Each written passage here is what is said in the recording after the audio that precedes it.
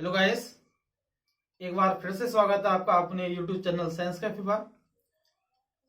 आज के इस क्लास में हम रीड का जो नया पाठ्यक्रम है उस नए पाठ्यक्रम के अनुसार कुछ टॉपिक जो है साइंस मैथ वाले स्टूडेंट्स के लिए ऐड किए गए हैं, जो कि कहीं ना कहीं अभी जो जोड़ा है वो टीचिंग मेथड वाला जो पोर्शन होता है हमारा, जहाँ पर सेक्शन वेदिया वगैरह हम पढ़ते हैं, उस भाग में ये जो टॉपिक है यहाँ पर ऐड किया गया है। जैव विविधता के नाम से ये टॉपिक ऐड हुआ है। इस टॉपिक के बारे में आज की इस क्लास में हम यहाँ पर आज डिस्कस करने जा रहे हैं। जैव विविधता के बारे में आज की इस क्लास में डिस्कस करेंगे। ठीक है, तो चलिए आज की इस क्लास को स्टार्ट करते हैं। जैव विविधता कहते कैसे हैं, पहले तो ये सबसे बड़ी बात है। जैव विविधता मतलब बायोडाइवर्सिटी जिसको हम कह सकते हैं, अर्थात प्रकृति में पाए जाने वाला प्रत्येक जीव से मतलब पेड़ पौधे और जंतुओं दोनों से मिलकर होता है। अर्थात ये जो सृष्टि है, ये जो प्रकृति है, वो जीव और जंतु दोनों से मिलकर बनी है। जीव और जंतु का मतलब यहाँ पर क्या है कि उसमें पेड़ पौधे भी शामिल हैं और आपके जो एनिमल्स जो हैं वो भी उसमें शामिल है। तो प्रत्येक जो जीव है जो इस प्रकृति में मौजूद है, उस जीव में कहीं ना कहीं विभिन्नताएं देखने को हमें मिलती है, वेरिएशंस हमें देखने को मिलते हैं। एक छोटी चींटी से बात करें या विशालकाय हाथी तक की बात करें तो वहां पर हमें बहुत सारी विविधताएं देखने को मिल रही हैं। आप पादप की प्रजाति कोई भी ले लीजिए, एक छोटा पादप लीजिए और एक बड़ा पेड़ लीजिए, आपको दोनों में जो है विभिन्नताएं देखने को मिलेंगी। अर्थात कहने का मतलब ये है कि आपको जीवों में जो है विभिन्नताएं देखने को मिल रही हैं। इसी को हम क्या कहते हैं, जैव विविधता कहते हैं, बायोडाइवर्सिटी जिसको हम कह देते हैं।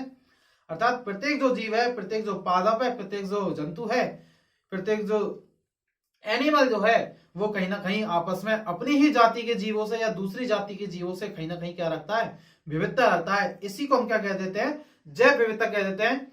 एक ही जाति के दो अलग अलग जीव हो सकते हैं, अर्थात उनकी जो स्पीसीज हैं, क्या जाति तो एक ही है, उनकी स्पीसीज एक ही है, लेकिन फिर भी उनमें क्या देखी जा सकती है, विभिन्नताएं वहां पर देखी जा सकती है। आलू है, आलू में ही दो अलग प्रजाति हो सकती है, दो अलग स्पीसीज हो सकती है, ठीक है। या फिर कोई भी चीज है, कोई भी एनिमल है, उसकी दो प्रजाति हो सकती है ना, ठीक है।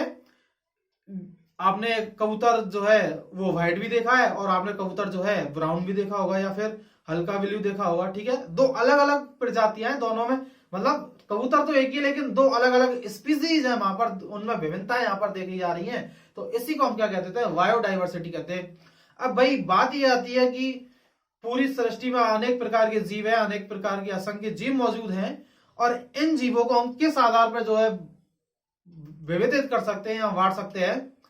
इसके लिए सबसे पहले जैव विविधता की जहां पर बात की, जैव विकास की जिसने बात की है, जैव विकास की जिसने बात की है वो है डार्विन। कौन? डार्विन ने जैव विकास की सबसे पहले बात की थी, और इन्होंने अपनी पुस्तक द ओरिजिन ऑफ स्पीसीज में यहां पर लिख देता हूं, the origin of species. The origin of species book है डार्विन की। इन्होंने यहां पर जैव विकास की यहां पर बात की है कि जीव का जो विकास है, उस जीव के विकास की यहां पर बात किसके द्वारा की गई है, डार्विन के द्वारा की गई है। आपको इतना याद रखना है।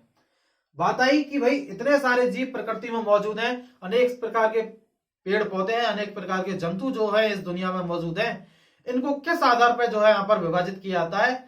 तो दो वैज्ञानिक आते हैं, अर्नेस्ट हैकल और रॉबर्ट व्हिटेकर जो है, इन्होंने यहाँ पर जो है संपूर्ण जो जीव है उनको 5 बड़े बड़े वर्गों में वहां पर क्लासिफाई करने का कार्य किया। और ये वर्ग मुख्यतः 5 प्रकार के। कितने प्रकार के? 5 प्रकार के।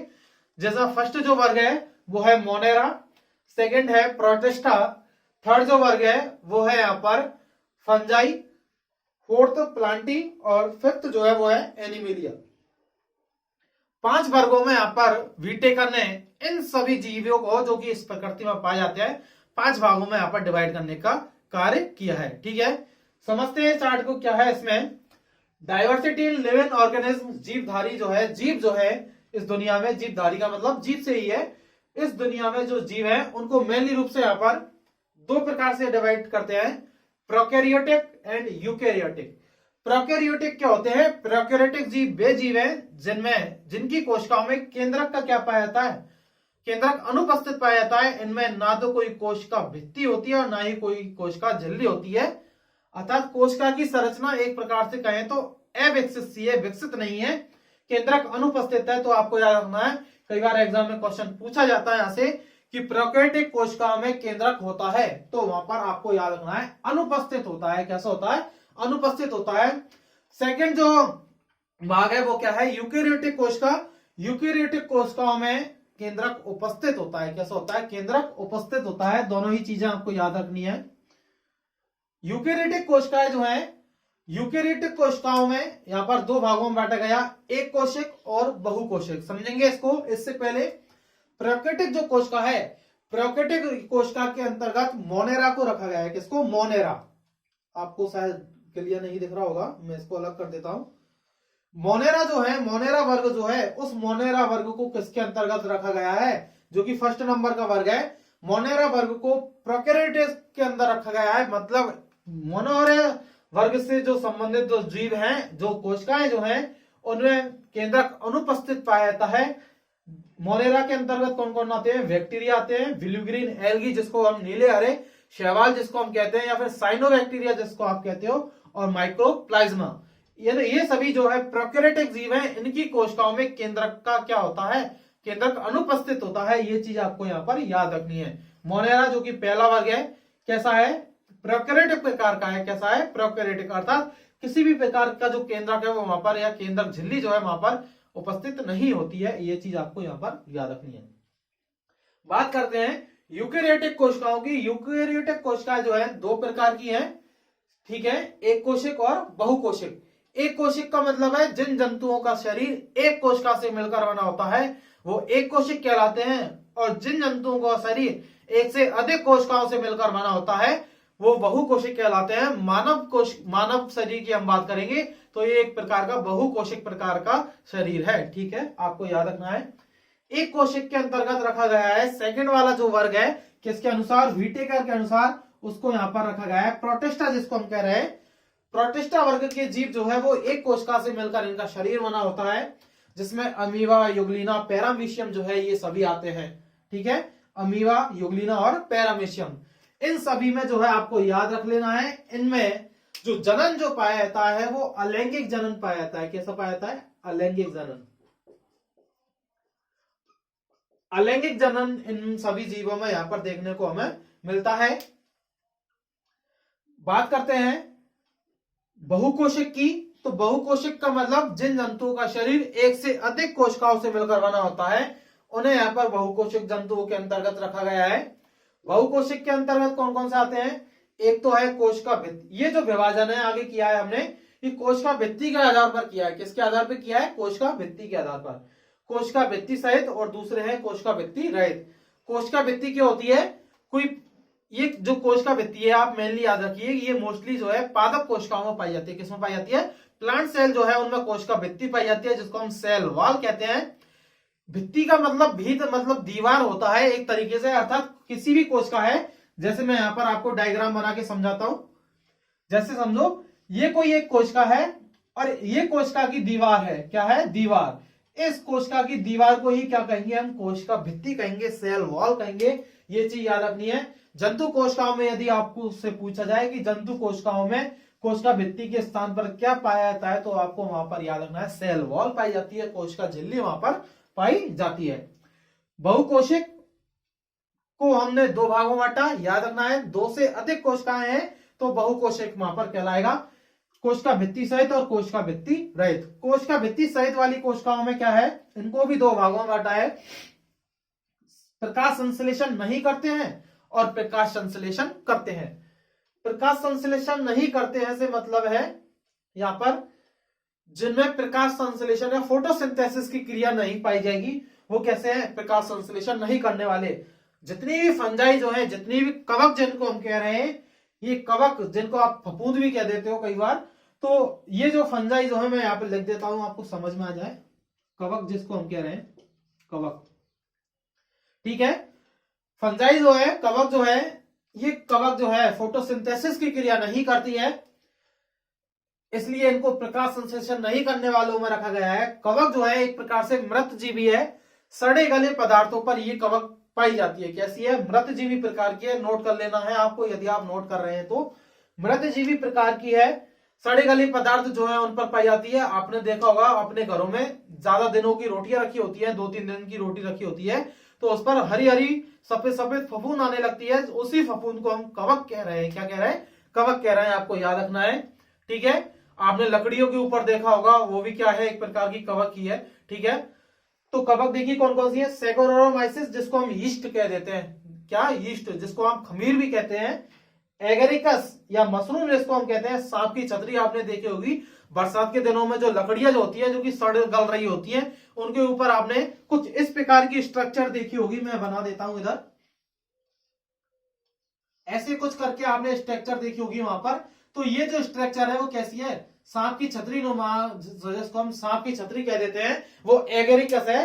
इस एगेरिकस की जो है सब्जियां बनाई जाती है। आप बड़े बड़े रेस्टोरेंट जाओगे, आपको वहां पर ये सब्जियां जो है आपको देखने को मिलेंगी, खाने को मिलेंगी। कई लोग जो है घरों में इसका बहुत यूज करते हैं। एक तरीके से मांगो तो प्रोटीन जो है इनमें बहुत अधिक मात्रा में पाया जाता है, ठीक है। पेनिसिलियम की हम यहाँ पर बात कर रहे हैं, तो पेनिसिलियम भी एक प्रकार की क्या है? फंजाई है। याद रखना है, मृतजीवी प्रकार की होती है, सड़े गले पदार्थों पर पाई जाती है, ठीक है, याद रखना है। प्रकाश संश्लेषण की क्रिया नहीं करती है। एक चीज आपको यहाँ पर नोट करने लायक है, जिसको मैं यहाँ पर आपके लिए लिख रहा हूं, कि जब एल्गी और फंजाई आपस में सहजीवी के रूप में रहते हैं, अर्थात एक दूसरे से अंतर संबंध बना के रहते हैं। मैं यहाँ पर लिख देता हूं, क्या? एल्गी और फंजाई। आई होप आपको दिख रहा होगा। एल्गी और फंजाई जो है दोनों आपस में मिलकर जब साथ साथ रहते हैं, सहजीवी के रूप में रहते हैं, एक साथ जीवन यापन कर रहे होते हैं, एक दूसरे को जो है पूर्ण सहयोग कर रहे होते हैं, तो यहाँ पर एल्गी और फंजाई मिलकर, दोनों मिलकर लाइकेन का निर्माण करते हैं। किसका निर्माण करते हैं? लाइकेन का निर्माण करते हैं। जहां पर एल्गी जो है वो फोटोसिंथेसिस का कार्य करेगी, अर्थात भोजन बनाने का कार्य करेगी, और ये जो फंजाई है वो इस एल्गी को रहने के लिए जगह देगी, स्थान देगी। एक तरीके से कहें तो आपस में एक दूसरे का सहयोग करते हैं। जैसे कि दो मित्र आपस एक रूम में रह रहे हैं, और एक जो है, दोनों ने अपना अपना काम जो है बांट रखा है, दोनों सहजीवन साथ साथ जीवन यापन कर रहे हैं। अर्थात कहने का मतलब ये है कि एक जो है शाम को खाना बनाता है, दूसरा जो है सुबह बनाता है। दोनों आपस में क्या कर रहे हैं? एक दूसरे की मदद कर रहे हैं। यहाँ पर एल्गी जो है फोटोसिंथेसिस की क्रिया करेगी, आपको याद रखना है, क्योंकि क्लोरोफिल नामक जो वर्णक जो है वो यहाँ पर इसमें मौजूद होता है। किसमें? एल्गी में। मैं लिख देता हूं आपको, ठीक है। क्लोरोफिल पाया जाता है किसमें? एल्गी में। और क्लोरोफिल जिसमें पाया जाता है तो वो फोटोसिंथेसिस की क्रिया वहां पर हमें देखने को मिलती है। फंजाई इसको आवास प्रदान करेगी, दोनों आपस में साथ साथ रहते हैं सहजीवी के रूप में, और लाइकेन का वहां पर निर्माण करते हैं। हो सकता है आपसे एग्जाम में क्वेश्चन पूछा जाए लाइकेन के बारे में, तो मोस्ट पॉइंट है, इसलिए याद रख लेना है आपको लाइकेन, ठीक है। मैं अंडरलाइन कर देता हूं इसको। लाइकेन जो है, एल्गी और फंजाई दोनों साथ साथ में सहजीवी के रूप में रहते हैं, और किसका निर्माण करते हैं? लाइकेन का यहाँ पर निर्माण करते हैं।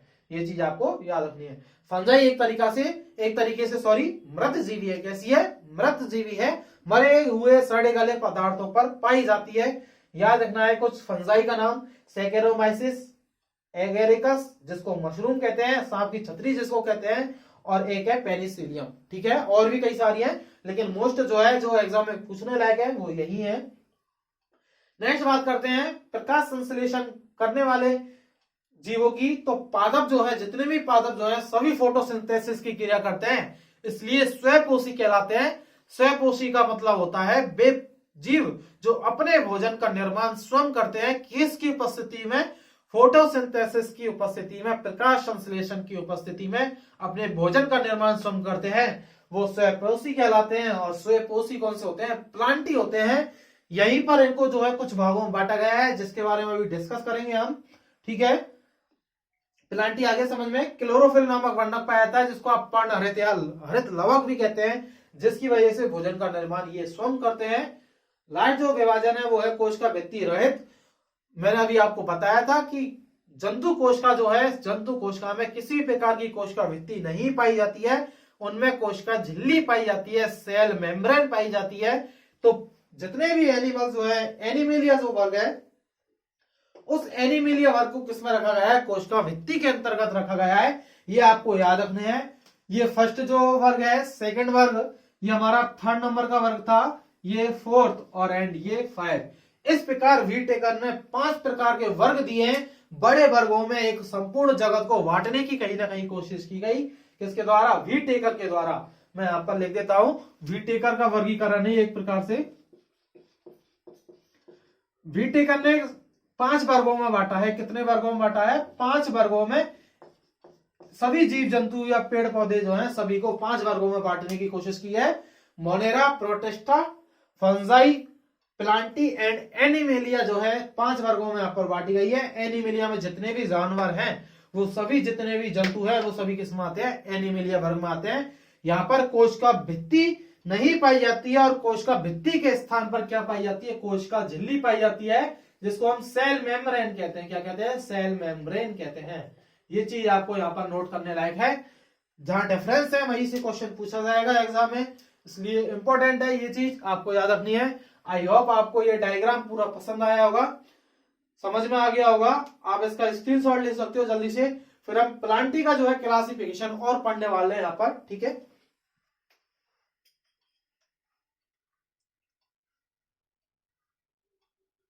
ठीक है, मैं बताता हूं उसको।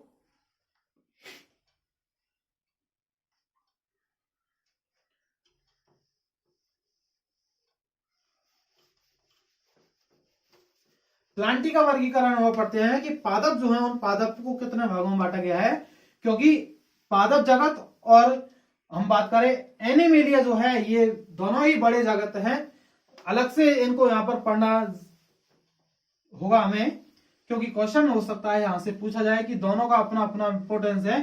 पादप जगत अर्थात जितने भी पादप हैं, और जंतु जगत का मतलब जितने भी जंतु हैं, उनको भी अलग अलग वर्गों में यहाँ पर क्लासिफाई किया गया है। तो उस आधार पर हमें यहाँ पर इनको पढ़ना होगा, ठीक है। बात करते हैं पादपों की, प्लांटी की यहां पर बात करते हैं।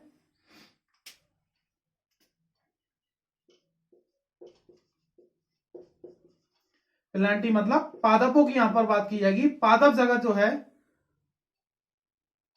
सॉरी, पादप, ठीक है। ये जो पादप हैं, पादप मतलब पेड़ पौधे, ठीक है। पौधे छोटे होते हैं, पेड़ बड़े होते हैं, ये आपको याद रखना है, ठीक है। पौधे छोटे होते हैं और पेड़ बड़े होते हैं। पादप जो है, प्लांट जो है, उन प्लांटों को यहां पर प्लांट, ठीक है, मेनली रूप से 3 भागों में हम यहां पर डिवाइड कर देते हैं। कितने भागों में? 3 भागों में। थैलोफाइटा, थैलोफाइटा, ब्रायोफाइटा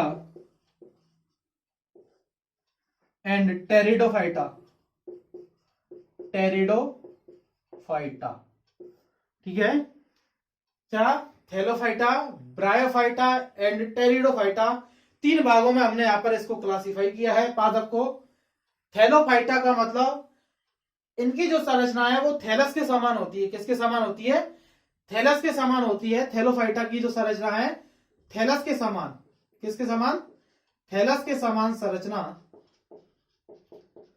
संरचना जो है थैलोफाइटा वर्ग के जंतुओं की पाई जाती, सॉरी, पादपों की पाई जाती है। जंतु मैं बोल रहा हूं, रॉन्ग है। थैलस के समान संरचना जो है थैलोफाइटा वर्ग के पादपों की पाई जाती है। इनमें मोस्टली जिनको शामिल किया गया है वो कौन है? एल्गी। कौन?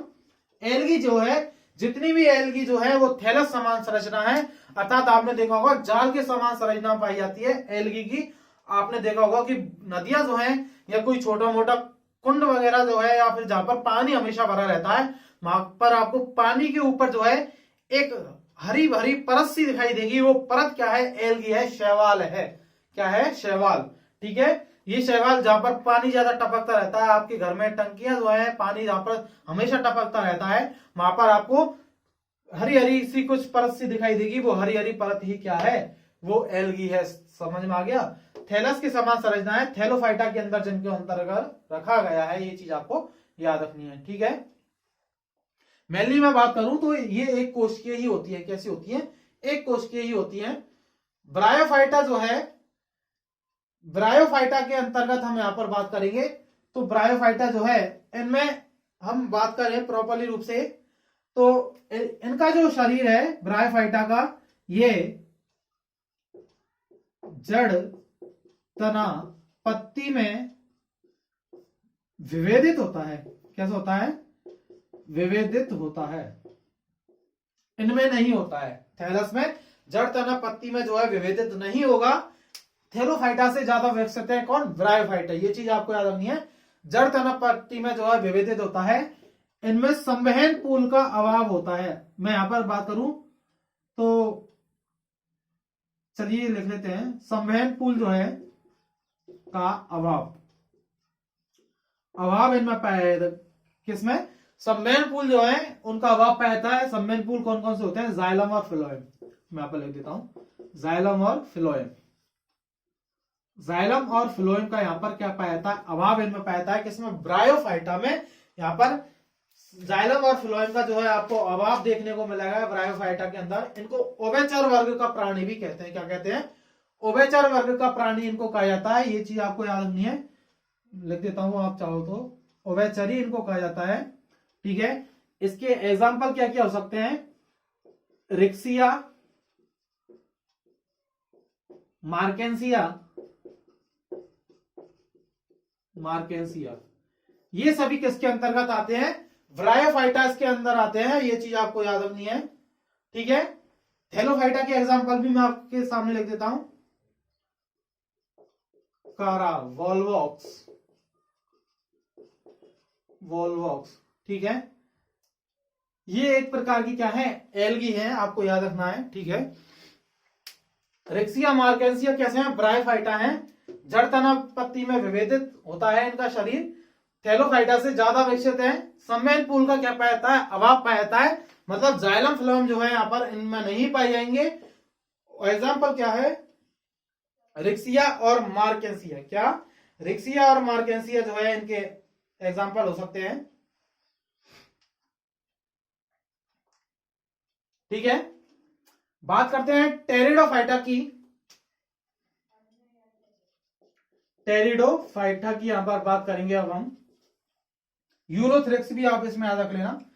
टेरिडोफाइटा, इनका जो शरीर है ये कैसे है? ब्रायोफाइटा उभयचरी है। कैसे हैं? उभयचरी। इन दोनों के बीच का कार्य करेंगे। ठीक है। टेरिडोफाइटा जो है यहां पर इनको भी जड़, तना, पत्ती में विभाजित माना गया है। जड़, तना, पत्ती में विभाजित होते हैं। कौन? टेरिडोफाइटा। आपको याद रखना है। इनमें सुविकसित संवहन पूल जो है इनमें पाए जाते हैं। अर्थात जाइलम और फिलोएम यहां पर पाए जाते हैं। संवहन ऊतक जिनको हम कहते हैं, जाइलम और फिलोएम पाए जाते हैं। जाइलम जैसे जाइलम और जैसे जल, आपको याद रखना है। जाइलम पेड़ पौधों में उपस्थित जो जड़ है, उन जड़ों के माध्यम से जल को पादप के प्रत्येक भाग तक ले जाने का कार्य करेगा जाइलम। और फिलोएम जो है जड़ से मिनरल्स जो है, जितने भी खनिज लवण जो हैं, उन सभी को ले जाने का कार्य जो करेगा वो कौन है? फिलोएम। दोनों को आपको याद रखना है। मैं लिख देता हूं आपके लिए। जाइलम का मतलब जल ले जाने का कार्य करेगा, और फिलोएम जो है यहां पर, फिलोएम खनिज लवणों को ले जाने का कार्य करेगा पादप के प्रत्येक भाग तक, पत्तियों तक। ठीक है। आपको याद रखना है। ठीक है। और पत्तियों से जो भोजन का सिंथेसिस जो होगा, उस भोजन की सिंथेसिस के दौरान जो है पत्तियों ने जो भोजन बनाया है, उस भोजन को पादप के प्रत्येक भाग तक लाने का कार्य भी किसके द्वारा किया जाएगा? जाइलम और फिलोएम के द्वारा ही किया जाएगा। ये चीज आपको याद रखनी है। अब बात करते हैं भाई टेरिडोफाइटा। जड़, तना, पत्ती में विभाजित होते हैं। जाइलम, फिलोएम इनके अंतर्गत पाए जाते हैं पूर्ण रूप से, जो कि एक तरीके से पौधे में संवहन का कार्य करते हैं। किसका काम करते हैं? आपको याद रखना है, संवहन का कार्य करते हैं। ये जो टेरिडोफाइटा जो है, टेरिडोफाइटा को मेनली रूप से दो भागों में हम यहां पर बांट सकते हैं। ये आधार कैसा होगा? क्रिप्टोगैम्स और फेनेरोगैम्स। क्रिप्टोगैम्स क्या होते हैं? क्रिप्टोगैम्स वे पादप हैं जिनमें बीज जो है वो नहीं बनते हैं। क्या? क्रिप्टोग्राम्स वे पादप हैं जिनमें बीज नहीं बनते हैं, और फेनेरोग्राम्स जो हैं उनमें बीज पाए जाते हैं। ये चीज आपको याद रखनी है। दो अलग अलग चीज है। ठीक है। तो देखिए टेरिडोफाइटा जो है इसको मैं यहां पर दो भागों में बांट देता हूं, क्रिप्टोगैम्स,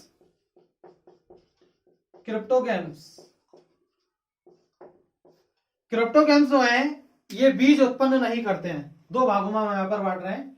क्रिप्टोगैम्स बीज उत्पन्न नहीं करते हैं और फेनेरोग्राम्स की हम यहां पर बात करें, फेनेरोगैम्स की हम यहां पर बात करें तो ये जो है बीज उत्पन्न करते हैं। क्या उत्पन्न करते हैं? बीज उत्पन्न करते हैं। तो आपको एक चीज यहां पर समझनी है, क्रिप्टोगैम्स बीज उत्पन्न नहीं करेंगे। इसका मतलब क्या है? बीज का उत्पन्न नहीं हो रहा है, मतलब फल का निर्माण वहां पर नहीं हो रहा है। समझ में आ रहा है? बीज का निर्माण नहीं हो रहा है तो मतलब क्या है? फल वहां पर नहीं बन रहा है। लेकिन फेनेरोग्राम जो है बीज उत्पन्न करते हैं, अर्थात इनमें फल का निर्माण भी यहां पर हमें देखने को मिलता है। यदि हम कहें तो यहां पर जो है जनन की जो प्रोसेस है, रिप्रोडक्शन की जो प्रोसेस है, इन पादपों में फेनेरोग्राम्स जो है उनमें अच्छी तरीके से पाई जाती है। जो क्रिप्टोगैम्स जो है उनमें हो सकता है फूल तो बनते हैं लेकिन फल नहीं बनता है, उस फल की वजह से यहाँ पर बीज भी आपको देखने को नहीं मिलेगा। तो दोनों में याद रखना है, जो बीज उत्पन्न नहीं करते हैं वो क्रिप्टोगैम्स हैं और जो बीज उत्पन्न करते हैं वो फेनेरोग्राम्स हैं। ठीक है, इतनी बात आपको समझ में आ गई। इससे आगे हम बात करते हैं। ठीक है, चलिए मैं ऊपर ही लिख देता हूं, आपको दिक्कत नहीं होगी इससे। अब भाई ये जो बीज हैं वो दो प्रकार के हो सकते हैं। कितने प्रकार के? दो प्रकार के बीज यहां पर हमें देखने को मिल सकते हैं, जिसको हम आवृत बीजी और अनावृत बीजी भी हम जिसको कह देते हैं। ठीक है, क्या? आवृत बीजी और अनावृत बीजी जिसको हम कह देते हैं। अर्थात बीज की उपस्थिति के आधार पर यहां पर हम इनको दो भागों में बांट सकते हैं। कितने भागों में? दो भागों में। मैं लिख देता हूं, पहला जिम्नोस्पर्म एंड एंजियोस्पर्म। क्या? जिम्नोस्पर्म, आप ऐसे समझिए, यहां पर जिम्नो जो है, आप नोट करते चलिएगा साथ ही साथ में। यहां पर जिम्नो जो है, जिम्नो प्लस स्पर्म दो शब्दों से यहां पर मिलकर बना है। क्या? जिम्नोस्पर्म जो शब्द है वो दो शब्दों से मिलकर बना होता है, जिम्नो प्लस स्पर्म। यहां पर जिम्नो का जो अर्थ है वो है नग्न। क्या? नग्न। और स्पर्म का मतलब क्या है? बीज। अर्थात जिम्नोस्पर्म वे पादप होते हैं जिन पादपों में बीज जो है वो नग्न अवस्था में पाए जाते हैं। मतलब बीज जो है ढके हुए नहीं होते हैं। ये चीज आपको समझ में आ रही है? बीज ढके हुए नहीं होंगे तो वो कौन से हैं? जिम्नोस्पर्म है। कौन से हैं? जिम्नोस्पर्म। बीज ढके हुए नहीं होंगे, सीधे डायरेक्ट जो है वो वातावरण के संपर्क में बीज पाए जाते हैं, तो वो कौन से पादप होते हैं? जिम्नोस्पर्म पादप होते हैं। ये चीज आपको याद रखनी है। मैं आपको एग्जांपल लिख देता हूं, साइकस और पाइनस दोनों ही जिम्नोस्पर्म पादप हैं। साइकस के पेड़ जो है उनसे साबूदाना यहां पर प्राप्त किया जाता है। ये चीज भी आपको याद रखनी है। ठीक है, साथ ही साथ में तो जिम्नोस्पर्म जो है उनको दो भागों में बांटा, जिम्नो प्लस स्पर्म, जो कि नग्न बीजी पादप होते हैं। बीज जो है वो नग्न अवस्था में कहीं ना कहीं पाए जाते हैं। डायरेक्ट जो है वातावरण से जो है इनका वातावरण से डायरेक्ट प्रभावित होते हैं। साइकस और पाइनस ये आपने खूब देखे होंगे, ये पेड़ जहां पर जो है शो के लिए आप जब भी किसी मॉल में एंटर करते हैं तो आपको मॉल के गेट पर देखे वो मिलेंगे।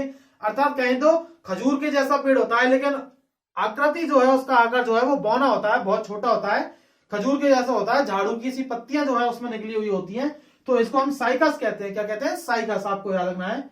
तो जिम्नो प्लस स्पर्म नग्न बीजी जो पादप हैं इनको हम कहते हैं, जिनमें बीज जो है वो नग्न अवस्था में कहीं ना कहीं पाए जाते हैं। ठीक है, दूसरे जो पादप हैं वो है, मिटा रहा हूं मैं आप इसको, दूसरे जो है वो है एंजियोस्पर्म। कौन से?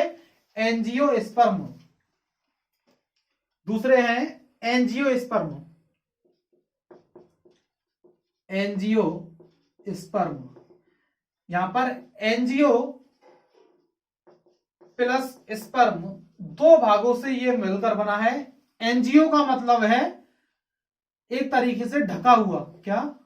ढका हुआ। और स्पर्म यानी बीज। ये जो एंजियोस्पर्म जो है इनको हम आवृत बीजी भी कहते हैं। क्या कहते हैं? आवृत बीजी। आपको याद रख लेना है, कई बार हिंदी में लिखने को मिलेगा। तो आवृत बीजी किसको कहेंगे? एंजियोस्पर्म को। और जिम्नोस्पर्म को अनावृत बीजी कहेंगे। ये चीज भी आप याद रख लेना। एंजियोस्पर्म कितने प्रकार, सॉरी, एंजियोस्पर्म किसको कहेंगे? जिनमें बीज जो है वो ढके हुए पाए जाते हैं, फलों के अंदर पाए जाते हैं, उनको हम क्या कहते हैं? आवृत बीजी कहते हैं। कैसे कहते हैं? आवृत बीजी कहते हैं। ये चीज आपको यहां पर याद रखनी है। जिनमें बीज अंदर पाए जाते हैं वो कैसे हैं? आवृत बीजी हैं। कैसे हैं? आवृत बीजी। ठीक है, समझ में आ गए? चीकू जो है वो कैसा है? आवृत बीजी। पपीते में बीज अंदर होते हैं, कैसा है? आवृत बीजी। एंजियोस्पर्म है, कैसा है? एंजियोस्पर्म है। ठीक है, आम कैसा है? आवृत बीजी है।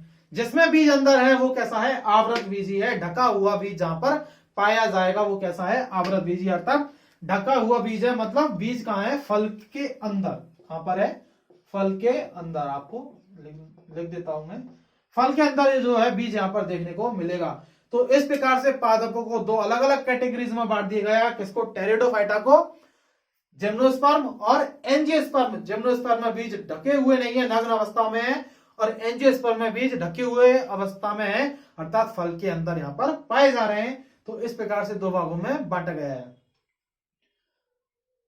अब बीज के आधार पर जो है, बीज पत्रों के आधार पर जो है, आप पादपों को दो अलग अलग भागों में बांट सकते हैं। कितने भागों में? दो अलग अलग भागों में बांट सकते हैं पादपों को बीज के आधार पर। किसके आधार पर? बीज के आधार पर जो है आप पादपों को दो भागों में बांट सकते हैं। बीज पत्रों के आधार पर, सॉरी, किसके आधार पर? बीज पत्रों के आधार पर। मिटा दूं क्या मैं इस स्लाइड को? ठीक है, अब तो नोट कर ही लिया होगा आपने। बीज पत्रों के आधार पर जो है पादपों को दो भागों में बांट सकते हैं। बीज पत्रों के आधार पर दो भागों में बांट सकते हैं, एक बीजपत्री और बहुबीजपत्री, सॉरी, द्विबीजपत्री। एक बीजपत्री और द्विबीजपत्री। जैसा कि नाम से पता चल रहा है, जिन पादपों में जो बीज है उनमें एक बीजपत्र पाया जाता है उनको हम एक बीजपत्री कहेंगे, और जिनमें दो बीजपत्र पाए जाते हैं उनको हम द्विबीजपत्री कहेंगे। बीजपत्री का मतलब क्या है? देखो, जैसे इस तरीके से कोई है और दो भागों में बटा हुआ है, तो ये कैसा है? द्विबीजपत्री। कैसा है? द्विबीजपत्र है। दोनों पत्र अलग अलग हो जाते हैं। आप यदि गेहूं को दो भागों में तोड़ना चाहो, गेहूं के एक दाने को, तो वो दो भागों में आसानी से डिवाइड हो जाएगा। दाल जो है वो दाल भी आप यदि दो भागों में तोड़ना चाहोगे तो दो भागों में टूट जाएगी। चना जो है आप उसको दो भागों में बांटना चाहोगे, दो भागों में बट जाएगा। इट मींस द्विबीजपत्री है। कैसा है? द्विबीजपत्री है। बाजरे की मैं यहां पर आपसे बात करूं, किसकी? बाजरा। बाजरा कैसा है आप बताइए? द्विबीजपत्री या एक बीजपत्री? एक बीजपत्री है। कैसा है? एक बीजपत्री है। आप बाजरे को दो समान भागों में बांट नहीं सकते क्योंकि वो एक बीजपत्री है। कैसा है? एक बीजपत्री है। ये चीज आपको याद रखना है। तिली द्विबीजपत्री होती है, एक बीजपत्री होती है? तिली द्विबीजपत्री होती है, एक बीजपत्री होती है? तिली जो है वो भी एक बीजपत्री होती है। आपको याद रखनी है चीज। गेहूं द्विबीजपत्री होता है। मक्का कैसी होती है? एक बीजपत्री या द्विबीजपत्री? मक्का एक बीजपत्र होता है। चने की हम बात करेंगे, द्विबीजपत्र होगा। दाल जो है वो द्विबीजपत्री पाई जाती है। तो जब दो पत्रों में यहां पर कोई चीज बढ़ रही है, कोई भी बीज दो भागों में बढ़ रहा है तो द्विबीजपत्री, और यदि एक भाग में यदि बढ़ रहा है यहां पर तो एक बीजपत्री है। मैं लिख देता हूं, बाजरा जो है वो एक बीजपत्री है। ठीक है, द्विबीजपत्री में चना, गेहूं, चावल कैसा है? चावल एक बीजपत्र है। कैसा है? एक बीजपत्र है, याद रख लेना। ठीक है, जीरा क्या है? एक बीजपत्री है, द्विबीजपत्री है? धनिया जो होता है वो कैसा है? एक बीजपत्री है। सभी एक बीजपत्री है। चना, गेहूं जो है ये कैसे हैं? द्विबीजपत्री है। जिनमें दो बीजपत्र पाए जाते हैं जो कि अलग अलग हो जाते हैं वो कैसे हैं? द्विबीजपत्री। और जिन बीजों में दो बीज जो है, दो पत्र अलग अलग नहीं हो सकते वो कैसे हैं? एक बीजपत्री। इस आधार पर जो है टेरिडोफाइटा को भी हम आगे विभाजित कर सकते हैं। ये चीज आपको समझ में आ गई होगी, ठीक है, ये चीज आपको समझ में आ गई होगी। तो आज हमने ये जो है पादपों का वर्गीकरण पढ़ा है, थैलोफाइटा, ब्रायोफाइटा एंड टेरिडोफाइटा में यहाँ पर डिस्कस किया है। नेक्स्ट जो क्लास होगी उसमें हम एनिमेलिया के बारे में बात करेंगे, एनिमल्स के बारे में क्लासिफिकेशन पढ़ेंगे। आपको यदि ये वीडियो पसंद आया है तो चैनल को सब्सक्राइब करें, साथ ही साथ अपने दोस्तों को शेयर करें और वीडियो को लाइक करना ना भूलें। मिलते हैं फिर नेक्स्ट क्लास में, तब तक के लिए अपना ख्याल रखिएगा, खुश रहिएगा। Thank you, bye.